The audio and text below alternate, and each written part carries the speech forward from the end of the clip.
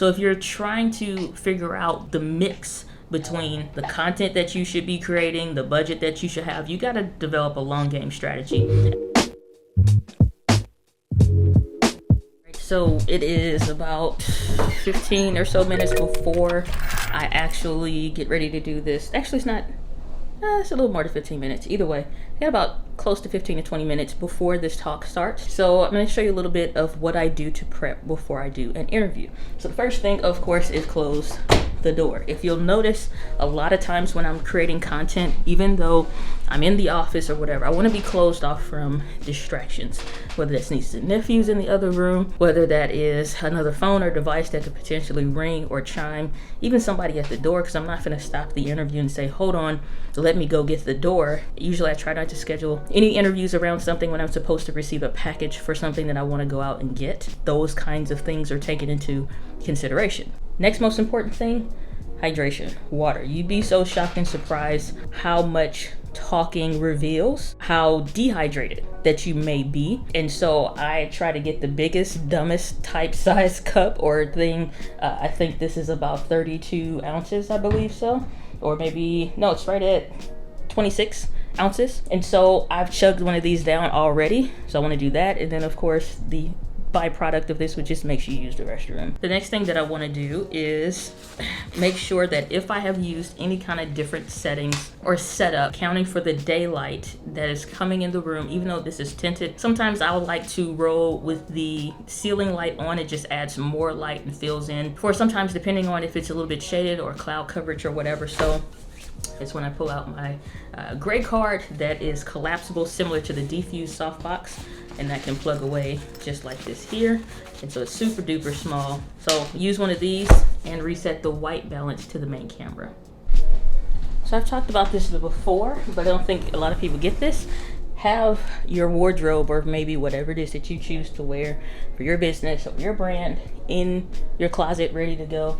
So that way, no matter what, you are good to go. So if that means having blouses, collared shirts, t-shirts, whatever, you'd be surprised that little bit of rushing that you do before you pretty much do anything. And even though like I've allocated enough time for this, sometimes you spill stuff on your shirt that may be visible. You do not want to now have to think of, what do I need to do to get ready again? So have that second thing that, depending on how you're feeling that day or what you're doing, or because I also have coffee, like a warm beverage, so that could be tea, because that sometimes helps to soothe the throat, especially when you're doing a lot of talking back to back and stuff like that. So have those two things going for you. Other thing is some kind of a lip balm so that you're not cutting up the windscreen on your microphone. And also, you'd be surprised how that looks on camera. It's one thing when it looks on person and some things may not look that bad, but chapped lips on camera, it's like a times 10 effect. So some kind of a lip balm always stays on my desk. So the next thing that I do is not something that's really, I can really show you, I guess, but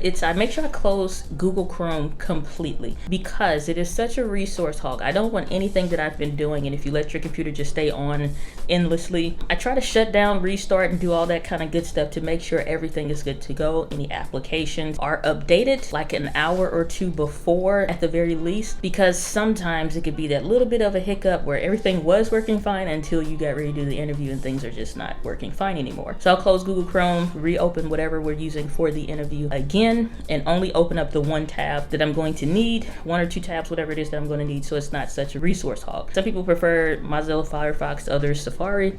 I work with Google Chrome. It just works out good for me. So now it's time to get this thing cracking.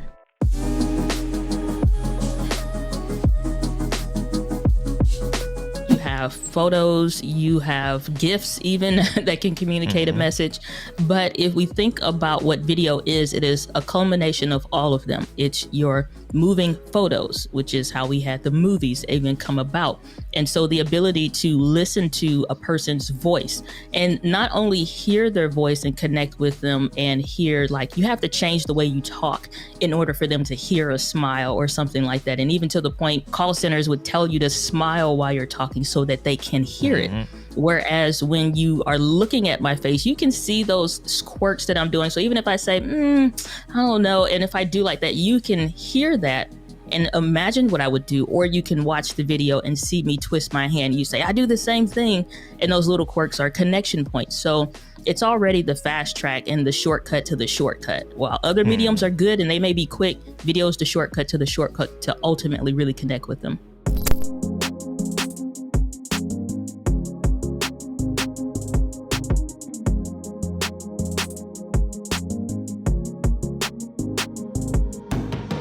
Creators, welcome back to the vlog. It's now running on about 2 o'clock, 1:57, Tuesday, July the 6th. So just finishing up a hotel marketing room, and this week we were talking about video. And so I've done this room before, specifically on Clubhouse. So it's been super interesting to come at this from a different perspective. And so I think, especially we had a panel of a couple different people, and then she pulled some people from the audience as well. And so it's always a super passionate discussion when it comes to video and the right way to do it, or the how to do it. I think for a brand or a company, when you are getting involved in video, you have to understand your company, your brand, your customers, platforms that you're going to post to, and where your people are at ultimately. Because what happens is a lot of companies will start to post content someplace that they are comfortable at instead of going where their customers are at. And that's a huge chasm that we just have to bridge the gap on. And so I love hearing that perspective, what are the things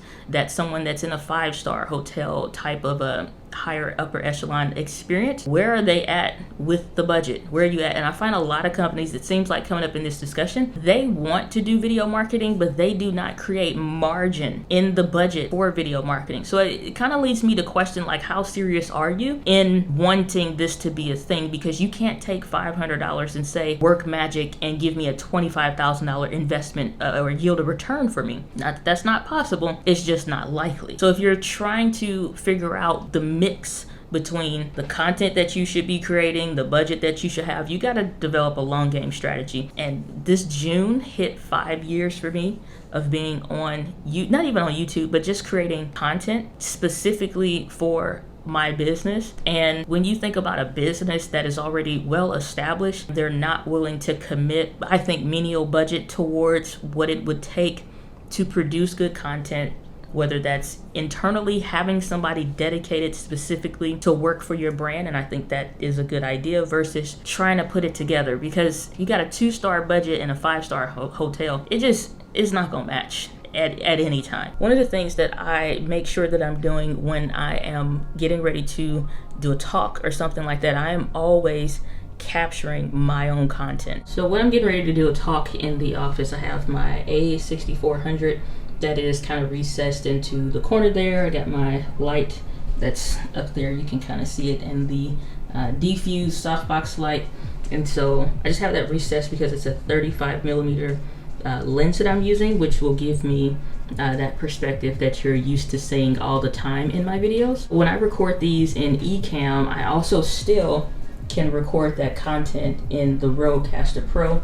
And so I'll keep everything else down that's not being used, and everything else for the most part can stay at Unity or slightly below. And so I'll connect in through my phone that I have over here, which is my older iPhone 7. That'll allow me to just capture that content. It can connect directly in there if I wanted to capture that room into Clubhouse, but I'm not trying to keep the recordings from everybody else. I just want the recording of myself. And so I can make sure I get good audio because of Rodecaster Pro, as far as my settings and everything like that, using my Shure SM7B.